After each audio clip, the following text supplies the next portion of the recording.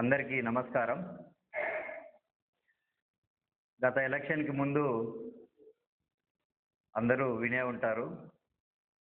అరాచకమని, విధ్వంసమని, వినాశనమని, ఆర్థిక సంక్షోభమని, కల్తీ మద్యమని ఇలాంటి పదాలు అందరూ అన్ని టీవీ ఛానళ్ళలో దాదాపు అన్ని టీవీ ఛానల్‌లో అందరూ వినే ఉంటారు.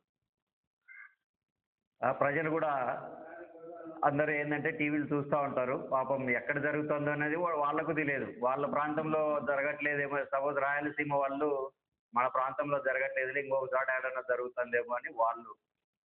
అదేవిధంగా ఉత్తరాంధ్రకి సంబంధించి మన ప్రాంతం బానే ఉందిలే అక్కడ ఏమన్నా జరుగుతా ఉందేమో అని వాళ్ళు. సో, ఇట్లా జనాలు ఏందంటే ఎవరికి ఎక్కడ ఏం జరుగుతుందనేది ఒక కన్‌ఫ్యూజన్ స్టేట్‌లోకి పడిపోయినారనమాట. ఇట్లా అందరూ కలిసి ఒక పార్టీకి సంబంధించిన వాళ్ళు కొందరు కొన్ని న్యూస్ పేపర్స్ గానీ, కొన్ని ఛానల్‌లు కలిసి అందరూ ప్రజల్ని కన్విన్స్ అయితే పోయినారు గానీ, కన్‌ఫ్యూజన్‌లో అయితే పడేసినారు. ఏది ఈ అరాచకమని, విధ్వంసమని, వినాశనము, ఆర్థిక సంక్షోభము ఇలాంటి పదాలు వాడి ప్రజల్ని కన్‌ఫ్యూజన్‌లోకి నెట్టేసినారు. ఆ కన్‌ఫ్యూజన్‌లోనే ఆ ఎలక్షన్ రిజల్ట్ కూడా ఏదో కొంచెం గోల్‌మాల్ అయిపోయిందనమాట. తీరా చూస్తే అవేమన్నా జరిగినాయంటే నిజాలు ఒక్కొక్కటిగా బయటపడతా వస్తా ఉండాయి. మొదట జీఎస్‌డీపీ. ఆ! జీఎస్‌డీపీ అంతకు ముందుతో పోలిస్తే అంతకు ముందు ఎంత ఉండింది? 12.9 ఉండింది. ఇప్పుడు 2019 వరకు. 19 నుంచి తర్వాత 23 వరకు జీఎస్‌డీపీ తీసుకుంటే రెట్టింపయింది. 23% పెరిగి దేశంలోనే ప్రథమ స్థానంలోకి జీఎస్‌డీపీని తీసుకురావడం జరిగింది. మరి ఆర్థిక సంక్షోభం అనేసినారు మరి దానికి. ఏ విధంగా రెట్టింపు అయితే ఏ విధంగా సంక్షోభమో మరి తెలియదు. ఇంక అప్పుల లెక్క గూడా తీసుకుంటే మన రాష్ట్రం కొత్తగా ఏర్పడినప్పుడు 1,40,000 అప్పు ఉండింది. తర్వాత 2014 నుంచి 2019కి అది 2,20,000 వచ్చింది. తర్వాత 2019 నుంచి 2023కు 3,33,000 వరకు అప్పుండింది.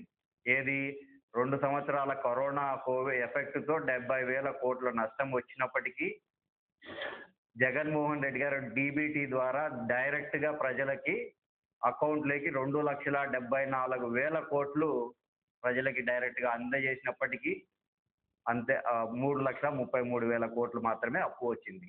ఈ అప్పు సగటు గూడా తీసుకుంటే 2014 నుంచి 19కి 23% అప్పు ఉంటే 2019 నుంచి 23కు అది 13%. ఏదో నేను చెప్పే కాకి లెక్కలు గాదు. ఇయన్నీ కాగ్ రిపోర్ట్స్. కాగు తనకు ఇచ్చినటువంటి రిపోర్ట్ ఇది. అప్పుల సగటిది. కానీ ఏం చేసినారు? శ్రీలంక అయిపోతుంది, పాకిస్తాన్ అయిపోతుంది. ప్రజలు ఆంధ్రప్రదేశ్‌ని అమ్మేయాలా అని జెప్పేసి ఒక అబద్ధాన్ని సర్క్యులేట్ చేసినారు. దాని తర్వాత పోలీసింగ్ అంటే మన రాష్ట్రంలో రక్షణ వ్యవస్థ. అందరూ అరాచకాలు చేస్తున్నారు, విధ్వంసాలు చేస్తున్నారు. పోలీసింగే లేదని చెప్పినారు. కానీ కేంద్ర రక్షణ శాఖ ఏమిచ్చింది? బెస్ట్ పోలీసింగ్ ఆంధ్రప్రదేశ్ అని చెప్పి పోయిన నెలలో ఇవ్వడం జరిగింది. కల్తీ మద్యంతో అందరూ లివర్లు పోతున్నాయి, అవి పోతున్నాయి, చచ్చిపోతున్నారు, ఎవరికి లేదని చెప్పి అప్పుడు అబద్ధం చేపించినారు. కానీ పోయిన నెలలో దానికి సంబంధించిన సంస్థ ఇచ్చిన రిపోర్ట్‌లో కల్తీ మద్యానికి సంబంధించి ఒక్క మరణం కూడా జరగలేదు అని చెప్పి నివేదిక ఇవ్వడం జరిగింది. అంటే ఇట్లా ఏందంటే అబద్ధాన్ని ఒక 1000 కాళ్ళు కట్టి దాన్ని పరిగెత్తించడమే మన పని. కానీ నిజమేమవుతుంది? ఒక్క కాలు మీద నిలబడి చూపిస్తుంది నేనేందో అని చెప్పి. అబద్ధం మొదట్లో తియ్యగా ఉండొచ్చు. కానీ చివరికి అది చేదే అని వాళ్ళకు తెలుస్తుంది. అబద్ధానికి ఆయువు తక్కువ అని నిన్నటికి నిన్న వచ్చిన రిపోర్ట్ ఆర్‌బీఐ విడుదల చేసినటువంటి ఒక రిపోర్ట్. ఏది? పరిశ్రమలకు సంబంధించి ప్రొడక్టివిటీ. పరిశ్రమల వృద్ధి రేటు మన ఆంధ్రప్రదేశ్ 2019 నుంచి 2023కి గాని ఇచ్చిన రిపోర్ట్‌లో భారతదేశంలో 11.12తో 5వ స్థానంలో ఉంది. దక్షిణ భారతదేశంలో మొదటి స్థానంలో నిలిచింది. ఏది? పరిశ్రమలతో ప్రొడక్టివిటీ. అదేవిధంగా పరిశ్రమల అభివృద్ధి. భారతదేశం సగటు కూడా తీసుకుంటే 8.9 ఉంటే మన ఆంధ్ర రాష్ట్రానికి 11.9తో 8వ స్థానంలో నిలిచింది. ఏమన్నారు? జగన్మోహన్ రెడ్డి వస్తే పారిశ్రామికవేత్తలు ఆంధ్రప్రదేశ్‌లోకి అడుగు పెట్టరు. ఉన్న పరిశ్రమలు గూడా వేరే రాష్ట్రాలకెళ్ళి తరలిపోతా ఉన్నాయి అని జెప్పి అబద్ధాలు చెప్పింది. మళ్ళా మొన్నటికి మొన్న పరిశ్రమలు ఇక్కడ ఇప్పుడు ఎవరైనా కొత్తగా రావాలనుకునే వాళ్ళు గూడా భయపడుతున్నారు. మళ్ళీ జగన్మోహన్ రెడ్డి వస్తే మా పరిస్థితి ఏంటి అని చెప్పి మళ్ళా ఒక అబద్ధం మొన్న స్టార్ట్ చేశారు. ఇట్లా అంటే లేని దాన్ని భయభ్రాంతులు ఇక్కడ ఉన్న వాళ్ళు వచ్చే వాళ్ళే రాకుండా చేయడం వీళ్ళకు కావాల్సిందనమాట. అంటే ఎంతసేపు ఉన్నా కూడా ఆ మనిషికి ఉన్నటువంటి క్రేజ్‌ని తగ్గియాలా, ఏదో ఒక విధంగా చేసి ప్రజల్లో ఒక చెడు భావాన్ని కలిగించాలా అనే ప్రయత్నంలోనే వీళ్ళు ఎంతసేపు ఉన్నారు. కానీ అవి అబద్ధాలు ఎన్ని రోజులని నిలబడతాయి? నిలబడవు. అబద్ధము ఒకరోజు రాజ్యం ఏలుతదేమో. కానీ నిజం ఎప్పటికీ రాజ్యాన్ని ఏలుతుంది.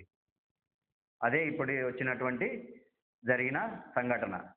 వీళ్ళకి పాపం ఈ విషయం ముందే ఏమన్నా తెలిసిందో ఏమో పాపం ఇద్దరు ఒక పక్క లోకేష్ గారు, ఇంకొక పక్క పవన్ కళ్యాణ్ గారు దీన్ని ఎలాగైనా మార్పు చేయాలా అని చెప్పి ఇద్దరు డైవర్షన్‌కి తిట్లదండకం మొదలుపెట్టినారు.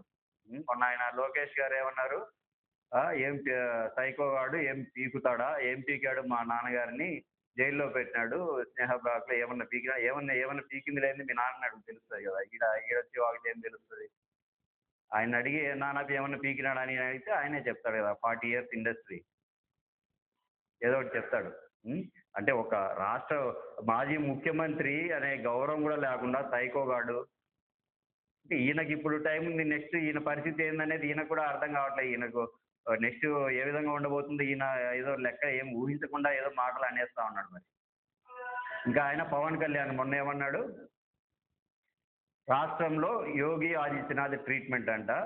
ఒక్కొక్కరికి రోమాలు పీకుతాడంట. కాళ్ళు మడతేసి మక్కిలు ఇరగ్గొడతారంట. ఇది ఏమన్నా ఒక ప్రజా నాయకుడు ప్రజలను బాగుపరిచే నాయకుడు మాట్లాడిన ఎవరో వీధి పక్కన ఉండేవారు కాఫీలు తాగి చిల్లరగా మాట్లాడే మాటలవి. నువ్వేదన్నా ఆయన పాపం ఈ మధ్య పాపులర్‌గా లేడు. ఏదో కొంచెం సినిమాలు ఫ్లాప్ అయిపోయినాయి. అదే విధంగా బీజేపీ అధినాయకత్వం గూడా ఆయన్ని పక్కన పెట్టేసింది. ఏదో ఆ మధ్య మీటింగ్‌లో జరిగితే రా అంటే ఈయన పోయినాడు పాపం. ఈయన పోతే నువ్వు గాదు లోకేష్ రా అని చెప్పి లోకేష్‌ని పిలిచి ఈయనని సైడ్ చేసినారు. అట్లా 2, 3 మీటింగ్‌లు జరిగేదానికి ఆయనకి అర్థమైపోయింది. మన పిక్చర్ వేరే రకంగా తయారైతుంది. ఏదో ఒక విధంగా లైమ్ లైట్‌లోకి రావాలని చెప్పి ఏదో ఒకటి ఈ విధంగా ఒకటి బాగా పాపులర్ అవ్వాలంటే ఒకటి పాజిటివ్ థింకింగ్ ఏంది? మంచి గొప్ప పనులు చేయడం. అది ఎలాగో ఈయనకు రాదు. అవకాశం కూడా లేదు గొప్ప పనులు చేసేది. ఇంకా నెక్స్ట్ ఏంది నెగెటివ్‌గా పోవాలా. అదో ఇట్లాంటి భాష మాట్లాడితే ప్రజల్లోకి ఈజీగా అట్లా పాపులారిటీ వచ్చేస్తది. మన పార్టీ వాళ్ళకి కూడా కొంచెం రెచ్చగొట్టి ఆ విధంగా చేయొచ్చు అని చెప్పి ఇటువంటి భాష మరి. ఇట్లాంటి భాష మాట్లాడితే మరి ఆ మధ్య నేనేదో చిన్న ఒక ఫ్లెక్సీ వేస్తే దాన్ని ఎలాంటి సెటైరికల్‌గా ఒక ఫ్లెక్సీ ఎలాంటి ఏది తిట్లు గాని, ఎలాంటి బూతులు గాని లేకుండా అన్‌పార్లమెంటరీ లాంగ్వేజ్ ఏం లేకుండా ఒకటేస్తే నా మీద నేనేదో ప్రజల మధ్య విద్వేషాలు రెచ్చగొట్టినానని నా మీద కేసు పెట్టి 6 సెక్షన్‌ల కింద కేసు పెట్టినారు. ఏది ఎలాంటి దూషణలు లేనటువంటి ఒక వ్యంగ్య వ్యాఖ్యానం మీద. మరి ఈయన ఇంత దారుణంగా తిట్టి ప్రజల మధ్య అశాంతి రేకెత్తుతా ఉంటే ఈయన మీద ఎందుకు కేసులు పెట్టట్లేదు? సుమోటోగా ఎందుకు కేసులు రిజిస్టర్ చేయట్లేదు? అంటే అధికారం ఉంటే ఏమైనా మాట్లాడొచ్చు. ఎవరినైనా కూడా బెదిరించొచ్చు. ఇదేనా మనం అంటే ఇది మనం ప్రజాస్వామ్యంలో లేము. ఒక రాజరికంలోనే ఉన్నాం. రాజు అంటే రాజు తలుచుకుంటే దెబ్బలకు కొదవలేదన్నట్టు రాజు ఏమైనా మాట్లాడొచ్చు. ఎవరికైనా శిక్షలు వేయొచ్చు. ఈ రాజ్యాంగము, ప్రజాస్వామ్యము ఇయన్నీ ఊరికే పక్కన అంతే మనం ఆ రోజు పండగ దానికి సెలబ్రేట్ చేసుకోవడం పక్కన మూల పెట్టడం అంతే.